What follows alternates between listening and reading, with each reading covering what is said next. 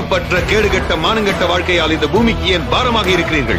இப்படி கேவலமாக வாழ்வதை விட இறப்பதே மேல். நாம் யாருக்கும் எந்த வகையிலும் குறைந்தவர் அல்ல. நாம் ஏன் புதிய வாழ்க்கைக்கு ஈடு கொடுத்து எழக்கூடாது?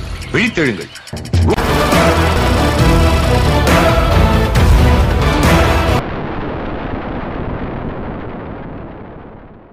தீண்டத்தகாத கழுத மனசுல அம்பேத்கர் இப்ப எவரை கேட்டாலும் அம்பேத்கர் அம்பேத்கர்